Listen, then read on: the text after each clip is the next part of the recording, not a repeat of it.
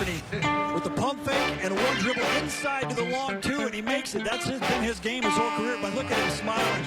We go, my bad.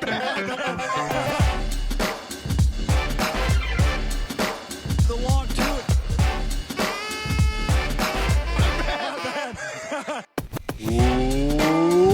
Welcome everyone to another episode of The Long Two. I am Pete Rogers. He is Natty Wallach. And we are a Camelos Natty podcast that occasionally talks fantasy basketball. Natty, how you doing this morning? Good morning to you, sir. Hope everything's going well. Hope everyone's healthy. Yeah. So, we've just started coming to you on Mondays, and now we're coming to you Monday midday. We're recording the day the podcast is coming out. What a feat by us. I assume that you watched the NBA All-Star game, did you not? Oh, yeah. First of all, you were correct about the dunk contest. Cassius Stanley, by the way. Cassius Stanley got absolutely robbed. Let the record show. That first dunk that he had in round one should have been the best dunk of round one. And then clearly the judges got in his head and he wasn't able to capitalize in round two. That was some bullshit, if you ask me. And it was interesting to have, since everything was on the same day, you could immediately see, all the stars are in the 3-point shooting contest, not in the dunk contest. So that was an interesting dichotomy right there. Everything went well though. Anthony Simons almost kissed the rim. That was cool. That was super cool. It was a lot of fun. And I'm glad that it went off without a hitch. Yeah, there was a slight scare to start though with, Joel Embiid and Ben Simmons weren't able to play because their barber had COVID-19, which I just feel like, we should learn from. Don't get your hair cut like NBA players. Just don't get your hair cut. Let's grow it out and let's see what you got, what we're rocking at the end of a season where no one gets their haircut, because clearly that seems to be the only way that NBA players are at risk for COVID. But people miss the All-Star game every year. So it's not like it was out of this world or really unexpected. It's sort of surprising that more guys, didn't have to sit out because of tracing. It was awesome that Mike Conley got to play. That's finally great. Even if it meant that kind of DeMar DeRozan really should have had that spot, but Mike Conley, good for you getting your first All-Star nod. Hey man, he's been awesome. His team's been awesome. Oh yeah, no doubt. Yeah, it's great. He looked like he was having the time of his life. GM LeBron is really good. He's 4-0 in picking these teams. It helps when Team Durant doesn't have Kevin Durant and Joel Embiid. For sure. But good for you, LeBron. And LeBron just passing to Steph Curry out near the center of the court and him just draining. It was just a fun game. It was a blowout, but it was still a fun game. But the new format somehow makes you not realize how much of a blowout it is, and the players somehow don't realize how much. We were talking about this before we hit record. I'm a huge fan of this new format that they've done. This is the second year that they've done this for the All-Star game, where it's 3 individual games for the first 3 quarters, and then add up the scores, add 24 to it, and then it's a no clock play to that high score. But yeah, LeBron's team won all 3 quarters, but because every time it started again at 0, it didn't feel like, oh my God, LeBron's, we're going into the fourth quarter. It's 147 to 120, and then they show the score and you're like, oh shit, it's a blowout. But I don't know. This new format has just made it it has felt much more competitive than recent All-Star games. And I absolutely loved it all being on one day. I don't know how much that is going to continue moving forward, but it just was it felt far more like an easy viewing experience, where it was, felt like the Super Bowl, where it's you sit down, there's your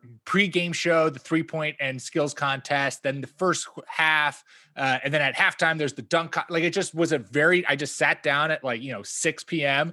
and just had my whole evening on the couch watching 5-6 hours of basketball, which was great.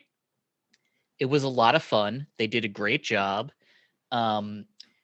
the Elam ending makes the All-Star game unique. So I feel like that's cool. It's still basketball, but you get to see something different. And it does seem like the players enjoy it.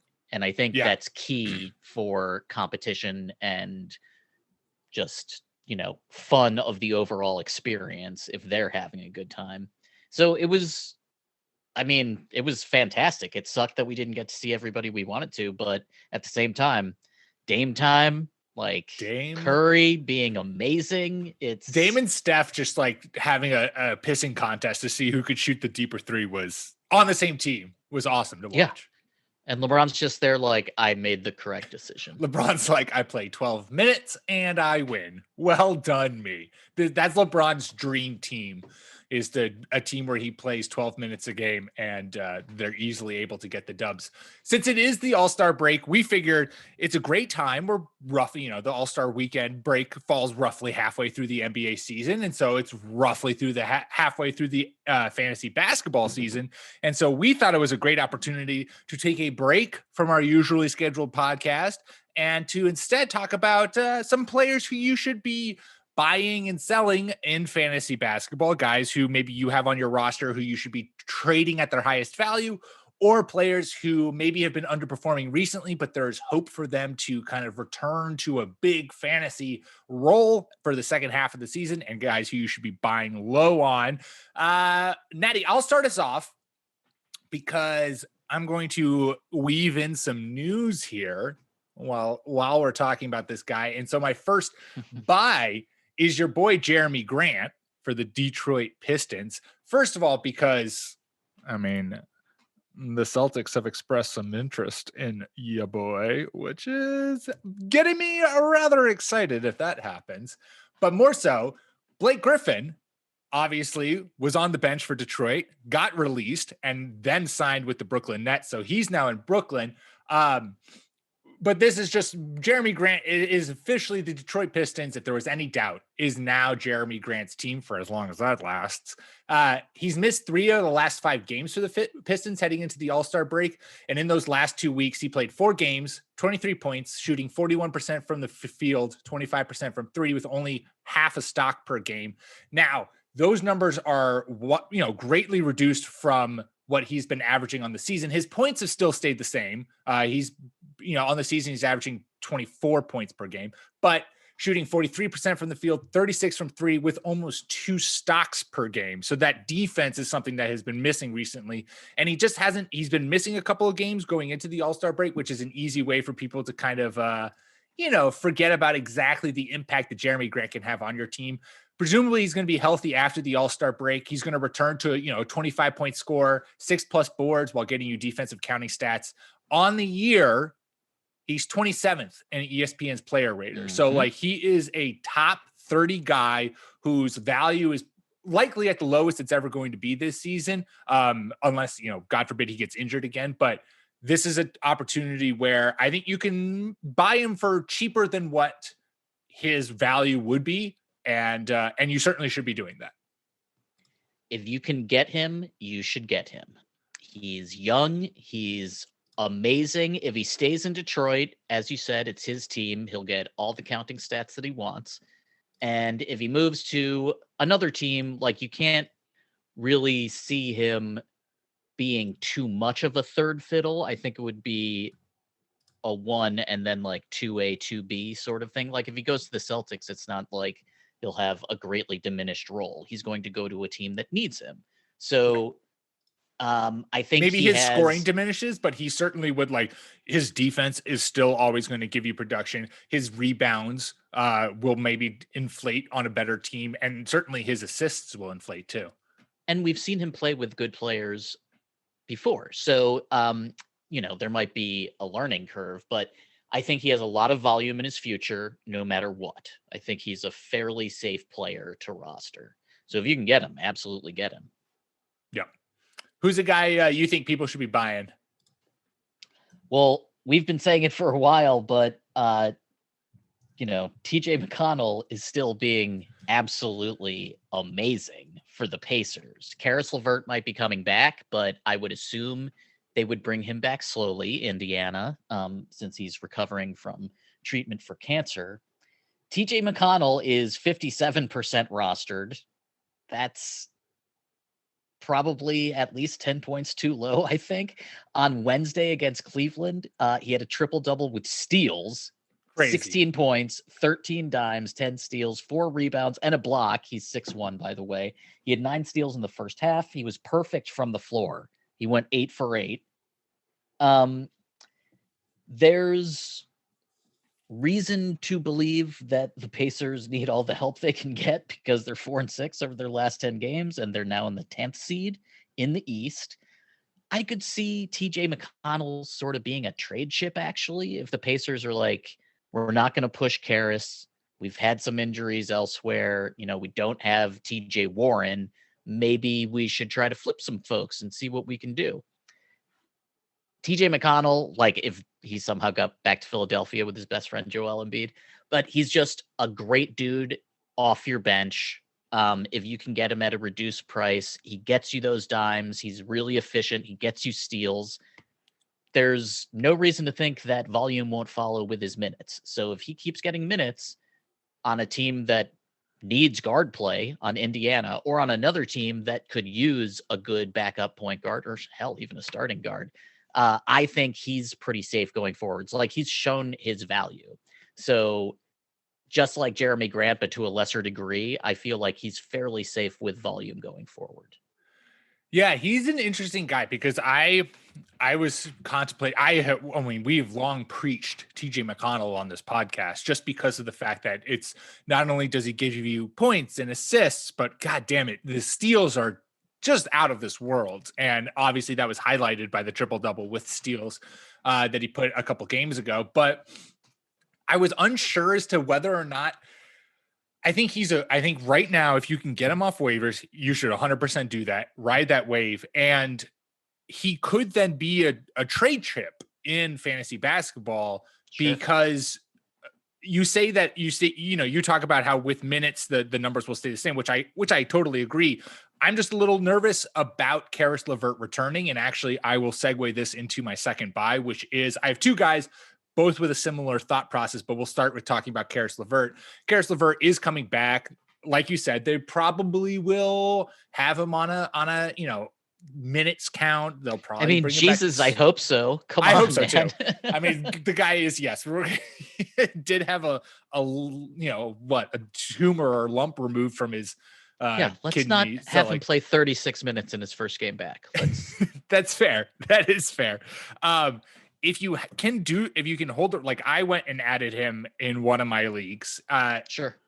With the Nets this season, in the 12 games that he played with the Nets, averaged 18 points, 4.3 rebounds, six assists, and 1.6 stocks. Like, we know that he can be an offensive force who can get you stats kind of all over the place. And presumably, they will probably bring him back slowly, but if he ever can get to full game speed with this team, like you said, Natty, the Pacers, they need a spark to re-enter the Eastern Conference playoff conversation, and Caris LeVert could be that guy.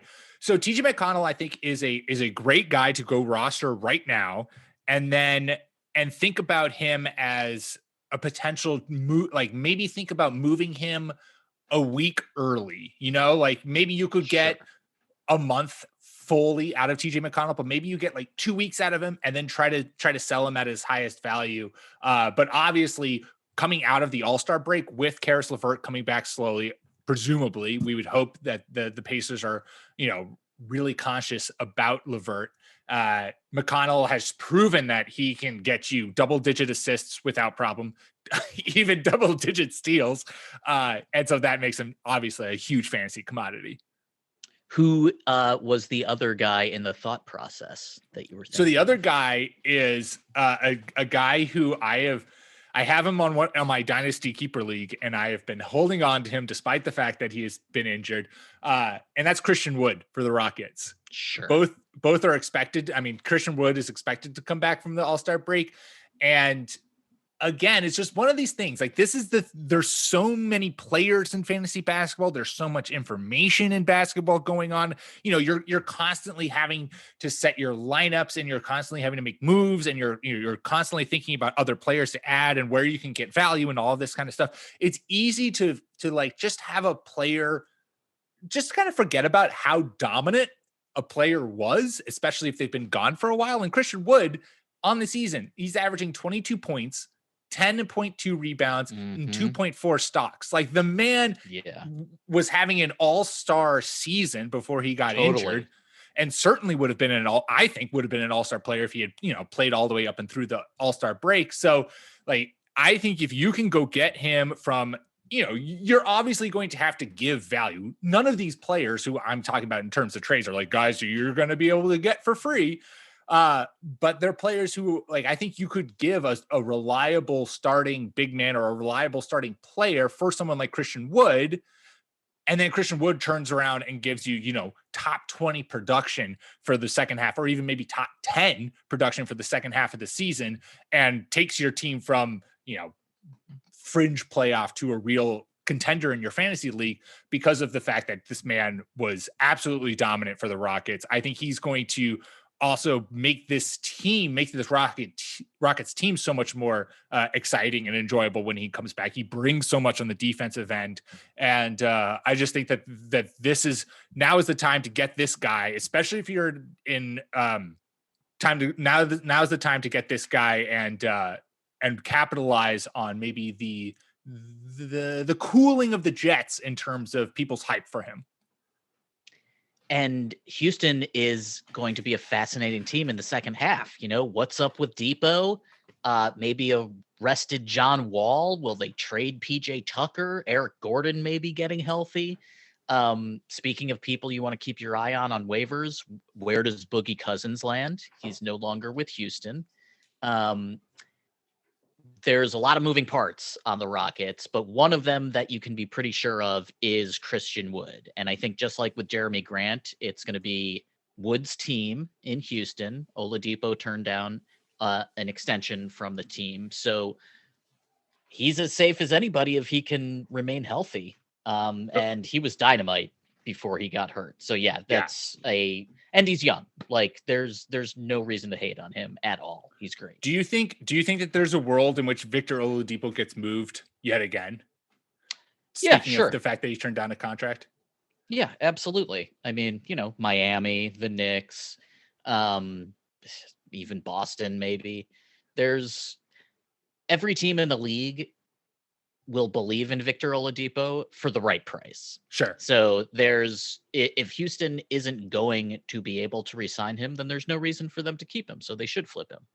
Did you hear a collective gasp, since you live in Brooklyn, did you hear a collective gasp of Knicks fans when Obi Toppin dunked over face of the franchise, Julius Randle, in a dunk that could have injured the Knicks' star player?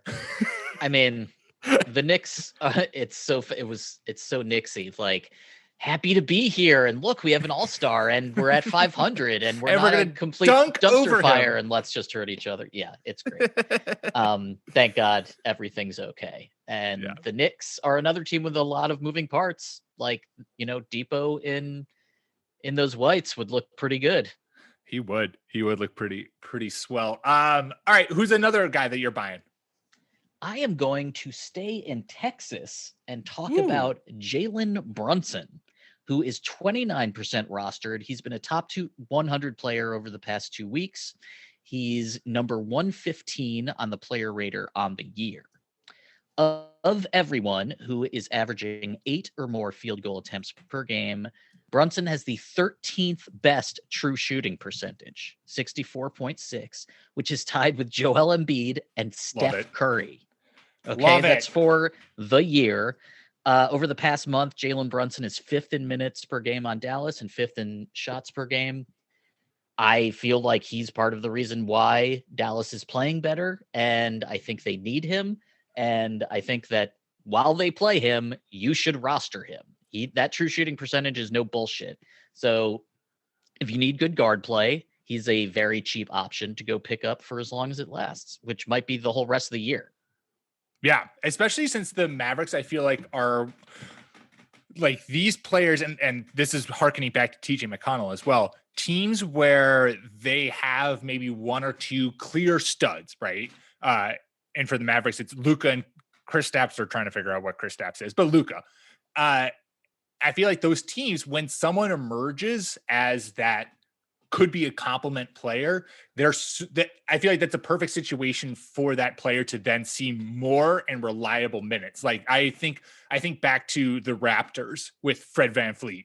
Sure. Where like Fred VanVleet emerged as this sixth man, as this guy off the bench, and the Raptors were like, "Oh, we are looking for this compliment piece now that we're, the past Kawhi," and it's like, all right, who's this? And past DeRozan, it's like, who's this compliment piece? Is it to Kyle Lowry? Like Pascal Siakam seems to be the guy, but could it be Fred? Whatever. They're looking for that role to fill. Fred VanVleet steps right into it, and the guy is, a top 10, top 15 fantasy player this year. And so, not saying Jalen Brunson is going to put those kinds of numbers up, but teams like the Mavericks, especially one with expectations that maybe aren't quite living up to them, I think if a player is showing them something, they are going to be so much more likely to, we have no one else really to challenge them. Let's thrust this guy forward, give this guy a ton of minutes, and see what he's got. Like the same isn't going to be true for and I mean, obviously it's my team, so I can talk the most about, but if with Peyton Pritchard for the Celtics, where Peyton Pritchard shows you something, but the Celtics are never going to be like, all right, Kemba, you're coming off the bench because we're going to start Peyton Pritchard, So I think in an instance where there isn't really a clear guy over a player who's shining on a team that's like, oh shit, we need to kind of reevaluate what our roster is and find that number 2, number 3 guy who we can rely on. When you see that man emerge, that team is going to be far more willing to say, like, all right, Jalen Brunson, here you go. Here's, 30 minutes a game. Let's ride. These are the waves you have to ride. Fantasy. Yeah. Oh, hello. Hello. Hello. Sorry. Can you hear me? I can. Yes. Okay. I don't know what happened there. Sorry. Little technical difficulties there. Hey, you know what? That's what makes us feel, it's what connects us with the listeners, with the common person, the common man. We're just like you guys. We're just like you in every facet of the word.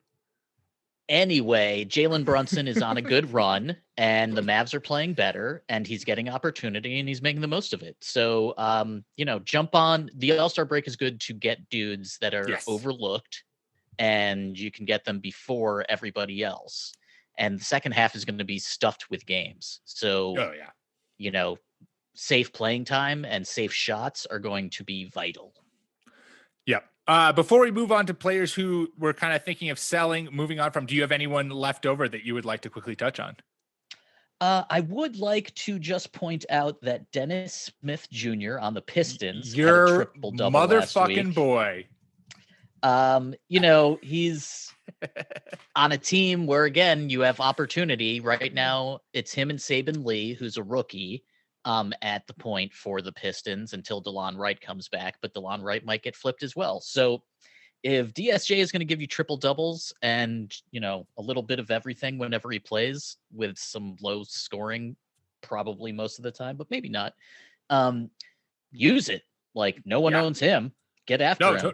He's a guy too who is completely forgotten about in fantasy basketball because he was completely forgotten about on the Knicks. Like he just didn't play. And so now that he's back, he's a good basketball player. I mean, obviously he's on an NBA roster. You got to be pretty decent to do that. And so when you're getting minutes, if he's giving you counting stats across the board, that's rosterable. I do have 2 more quick ones. Sorry. Just cheap guys who could have volume. Michael Carter-Williams in Orlando, 13% rostered. He's started the last 10 games for the Magic because the Magic are decimated by injuries. He's averaging 11 plus points per game, 4 plus boards, 5 plus assists.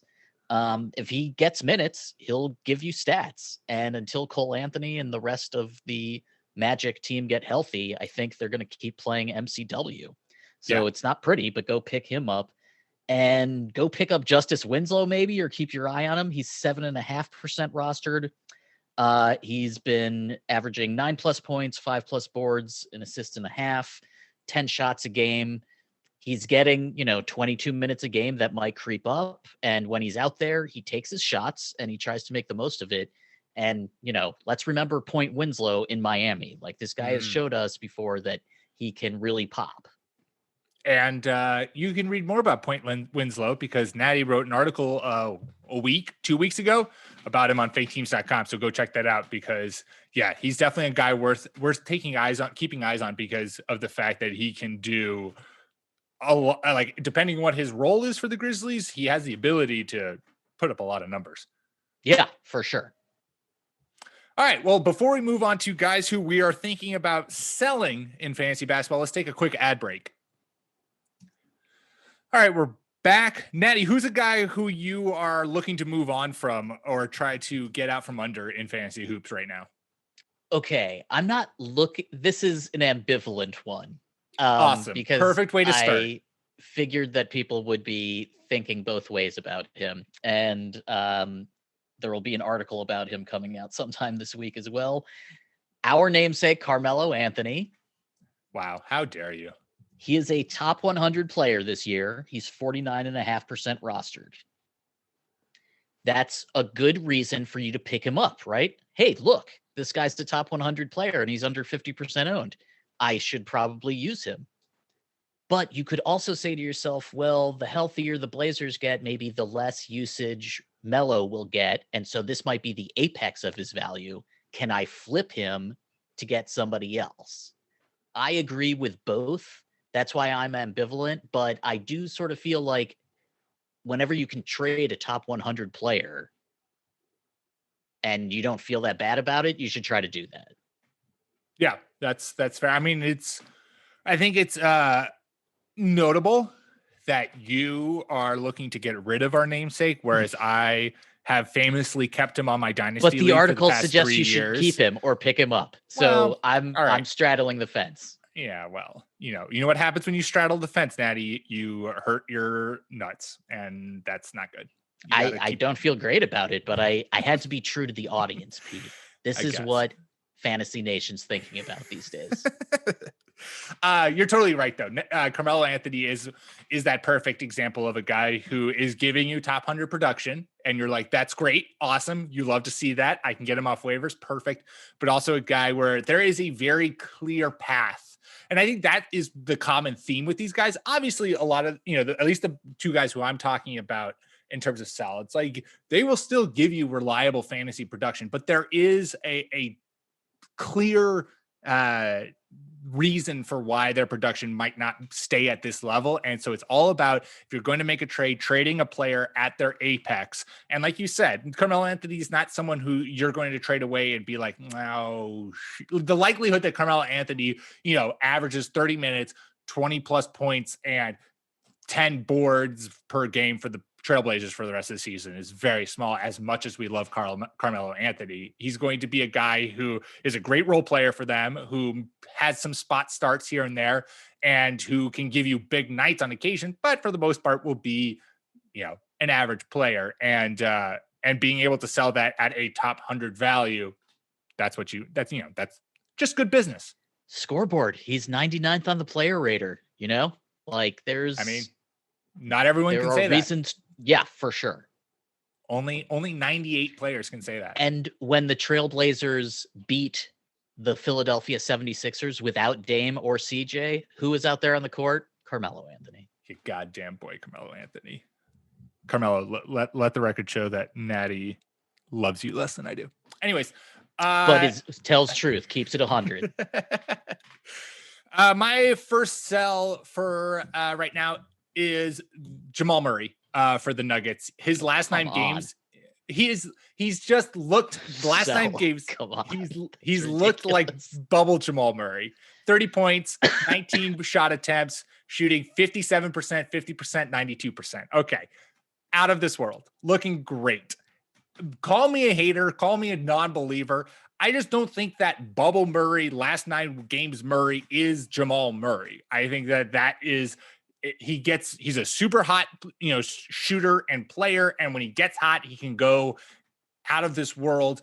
But on the season, he's averaging 21 points per game on 16 shot attempts, shooting 48, 49, 84%. All of those numbers are wildly different. 3-point percentage, maybe not so much, but far cry from what he's put up in the last 9 games. I think that I would say that you find someone in your league who clearly a Natty type person who thinks that Jamal Murray walks on water and is perfect, despite the fact that he's a career 45% shooter and 36% shooter from 3. And you sell high on Murray. Yes, the extremely talented, super young player who will get better. I will risk my reputation on that guy for sure. I'll take him. If you want to give him to me, I'll take him for sure. He's incredible. Yeah, well, I will sell him to you gladly for. Wait, what's your price? Who are you selling him for? Well, he's been like a top 5 player for the last, 15 days. I want a top 5 player in return. Oh, okay. Currently, I have my Bluetooth mouse is dead, so I currently don't have a mouse. So I'm like just staring at my notes, so I can't access the internet. So if I could access the internet, I would be able to tell you more of where I'm looking in terms of a range. But yeah, he is a guy who I just don't think I don't necessarily. I guess I'm not a big Jamal Murray faither, if that's a word. And you don't believe in him. It's okay to say. It's fine. You're on Team Don Mitch. That's cool. Yes, exactly. So yes, in the last 15 games on ESPN player rating, he's been the number 3 player. So, I would trade like Damian Lillard. I would totally take over Jamal Murray. Even agree. Tough even LaMelo Ball, like LaMelo Ball, the guy's offense is, who you can say that the offense maybe will regress a little bit, but LaMelo Ball gives you defensive stats. He's a big guy who can, gives you assists and rebounds. So like Jamal Murray, he's an offensive minded guard who, if that offense cools, he loses a lot of his value. I mean, on the year, so he's top 3 last 15. Let's bring up on the year if my phone lets me. See, this is the beauty of modern technology, is that I have multiple ways to access things, but if they're slow, let's see, Jamal Murray on the season. Oh my gosh, he's 24. Look at that. 24. What a drop. I'd take Fred VanVleet over him. You laugh, but I could see like trading him if you need 2 pieces or something like that. Sure. Whatever. I'm not even going to entertain this. Shame on you. That's ridiculous. You were just looking for like the highest level dude that you could have an actual argument to get rid of. This is all about sex appeal. We have to sell this podcast. People will click when they're like, sell Jamal Murray? What? Right. Blow it up. That's how you get it. It's all about clickbait. Joker will never be higher in value than this right now. Just blow it up. Watch. I'm gonna write this down. I'm writing this down. Jamal Murray is going to be he's going to finish the year outside of the top 25 on ESPN Player Rater, and then okay. I will win. I will win, and I will laugh. Gosh, I hope you don't win, because I really like him a lot. I mean, but top 26 player, still really good, Natty. For really sure. Good. And there's a ton of good players this year. All right, who's a guy who you're selling? Make me as angry as you are. Well, Jason Tatum. How could you? Right. Yeah, exactly. sell Jaylen Brown. Like, just get rid of him. I don't know what to do with Blake. I don't know if you sell him, if you buy him. I don't know if he was faking it in Detroit. I don't know if that's shitty to think about. I don't think that he's been faking it or anything like that. I just don't feel like that strategy suggests that if he had been playing super well, they still wouldn't have flipped him. And I'm not sure if that's true. I think maybe you are more likely to trade him at that point, but I don't know. Regardless, I don't think Blake Griffin is a liar. So I think that his level of play won't change too much from what we've seen. He'll be reinvigorated in Brooklyn, and obviously he'll be surrounded by stars. I don't know how valuable as a fantasy player he will be. If he pops and he's great, then he's a distributing big who can help you in multiple categories, and you should jump all over him. Yeah. But if he has a diminished role as sort of like a backup 5, and they don't play him more than like 22 minutes a game, then I'm not sure how much his fantasy value will be. So I'm not ambivalent about this one. I'm totally in the woods. I have no idea. I like your thought behind it a lot. He is a guy who I am excited to see what he does in Brooklyn, because I do think that the change of scenery could mean a lot. He could be messing. He could be pulling a James Harden prosthetic belly, and just as soon as he goes to Brooklyn, suddenly looks well. James Harden still looks pretty beefy, but like he hasn't dunked in so long. Like I don't think that like no, he's been I think you're right. Dunks. No, I think you're right. That being said, man, if he like suddenly just like comes into Brooklyn and starts throwing down 360 windmills, it'd be the greatest con job since Usual Suspects. But yeah, I think that he's going to be a role guy for the Nets, who's going to, start off by seeing probably a healthy amount of minutes, especially if they're kind of cautious with Kevin Durant. Kevin Durant's been out for a while now, but still, you don't want a guy coming off of Achilles surgery to re-injure himself, especially if you have championship aspirations. So that could be a couple more minutes for Blake. I think you are 100% right. I would think that selling him is the best option, because I think even if Blake finds the fountain of youth, whatever his role could be in Brooklyn, he's never going to be like I would say your best hope for him is Draymond Green, where you're not getting points, but you're getting assists, boards, and stocks, right? But Blake's also a better 3-point shooter than Dre is. I mean, that's true too. We've seen that his outside shot has developed, so he might actually get a bunch of catch and shoot threes, depending on how they use him. I just think I have a hard time feeling like he's going to there's Kyrie, there's Harden, there's Durant, sure, and then Joe Harris is like that catch and shoot three. I don't see the Nets passing Joe Harris for catch and shoot threes for Blake Griffin catch and shoot threes. So. That makes do Blake you even really want to play Blake that much? Right. So I think you're totally right. I've talked myself into now. Blake Griffin should confidently be a sell. Like this is okay. You can get the most for him right now before he plays a minute for the Nets, because of the fact that there's now excitement. Now you're like, ooh, what could he be in Brooklyn? Did he completely dupe the Pistons, and is he now going to start throwing you can talk someone into getting hyped about what Blake could be in Brooklyn, when in reality, like what, he's going to be a 20 minutes per game guy, maybe.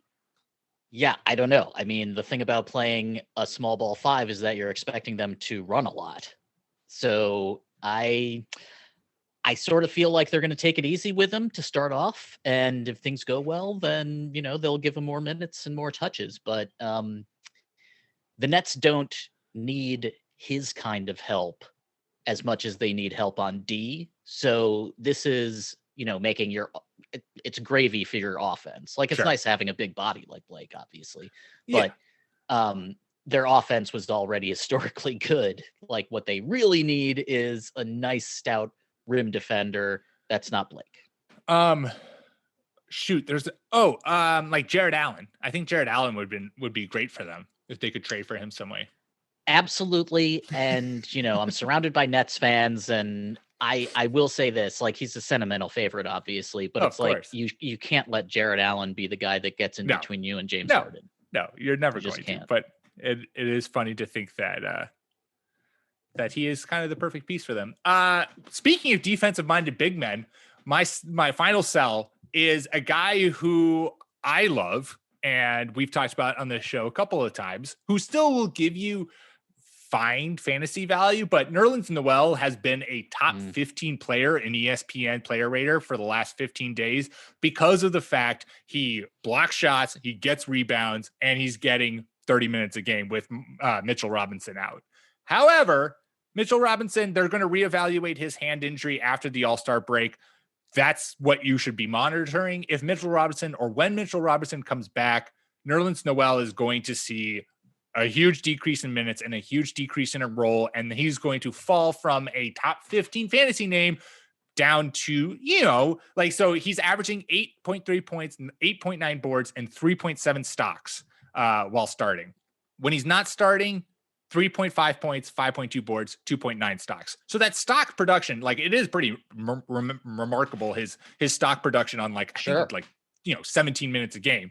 That shit's elite. And that is why he will always be rosterable in fantasy and he'll give you fantasy value.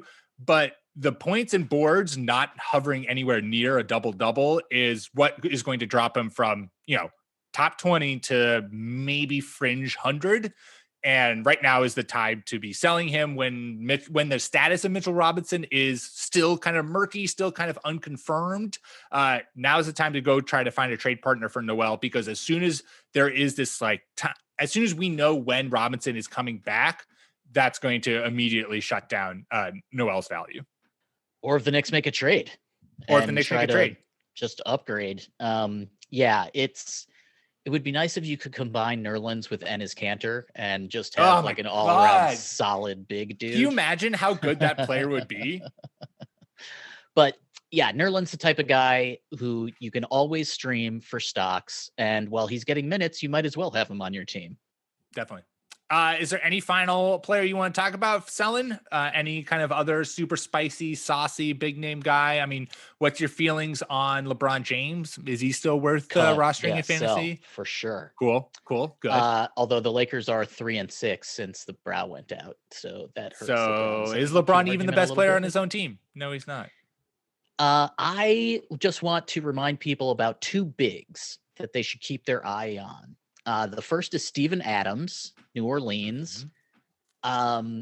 Now that they're playing Zion more like as a big distributor and sort of the guy that initiates offense, what is Steven Adams' role going to be on this team?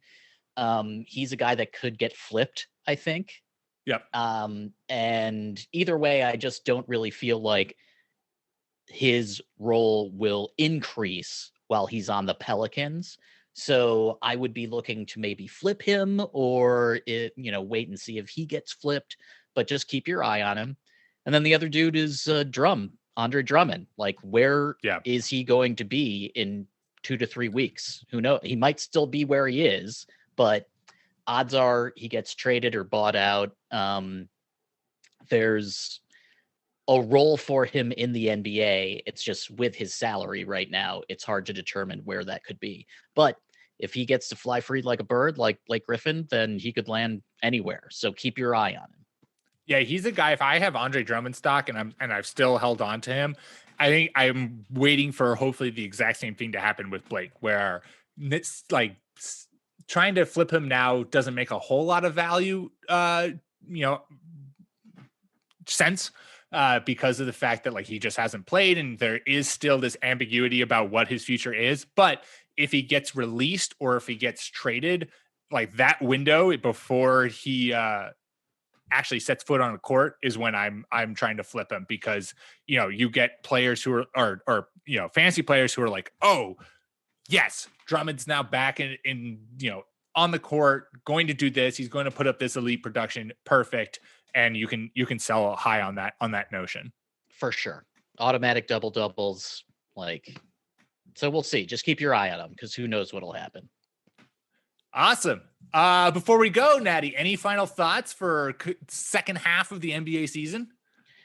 I will say this. If you're looking at your rosters for the coming week, the Blazers get to play Minnesota twice. Ooh. So it might behoove you to pick up some Trailblazers, because they should be able to walk all over the Timberwolves' so-called defense.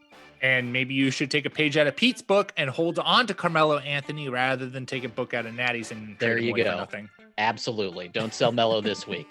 Good point. Thank you. I try. Awesome. Well, make sure you subscribe to the Fake Teams podcast wherever you get your podcasts, iTunes, Spotify, Stitcher. That's how you'll not only get us, but also our fantasy baseball and fantasy football shows.